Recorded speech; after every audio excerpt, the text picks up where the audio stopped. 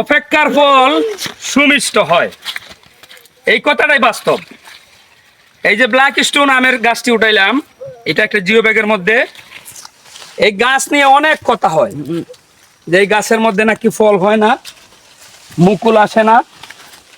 আমরা এই বছর আমাদের মাদার বাগানে যে ব্ল্যাক স্টোন গাছগুলো আছে এগুলাতে ফলও দেখছি, ফুলও দেখছি, কিন্তু একটু দেরিতে হলো।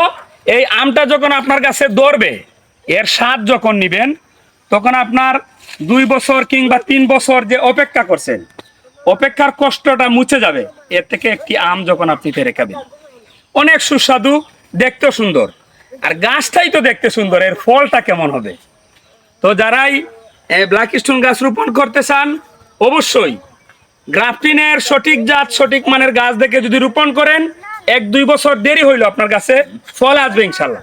সবাই ভালো থাকবেন, আল্লাহ হাফেজ।